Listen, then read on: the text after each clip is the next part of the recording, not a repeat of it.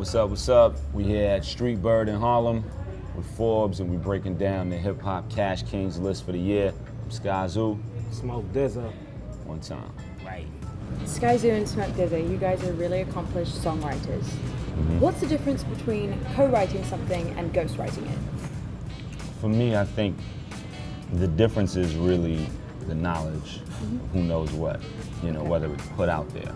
A lot of times people think, oh, they got credit, so they're not a ghostwriter. But you kind of still are if it's not common knowledge that you helped work on that record. You know, it's still, if you got credit, but it's not common knowledge, it's not put out there by the artist, oh, I wrote this with so-and-so, I got help from so-and-so, we wrote this, then you're still a ghostwriter, because how many people are really going through and doing the knowledge on the credits? I think with co-writing, it's put out there. It's, oh, you know, Neo and Beyonce wrote this record together, wrote Irreplaceable together, as opposed to whoever may have written a whole song for a rap artist.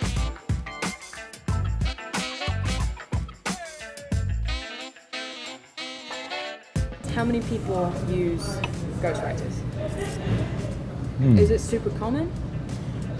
In this day and age? Yeah. I mean, it probably was taboo before, but now it's like, you know, a lot of artists, I don't want to say are born overnight, but a lot of them don't have what it takes to, you know, their pen game isn't where it's supposed to be as, you know, others.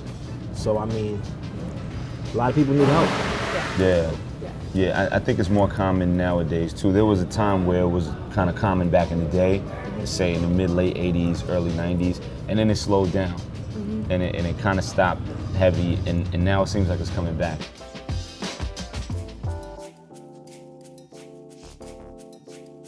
How do you go about writing something for somebody else that sounds genuine?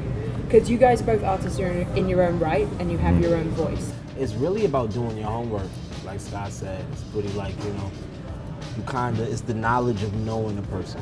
Yeah.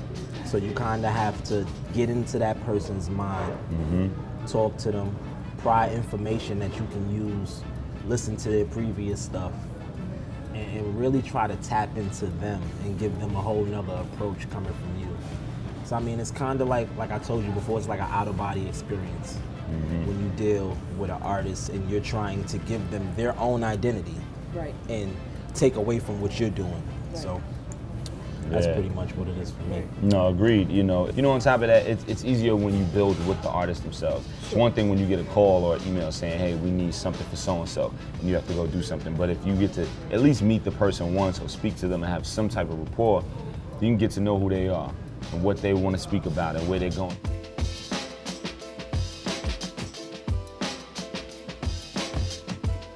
All right, so Skyzoo, on your new album, Music for My Friends, you have this one line, Casper the Friendly, writing for the Forbes list. Can you tell me what that line about that? Ironic, right?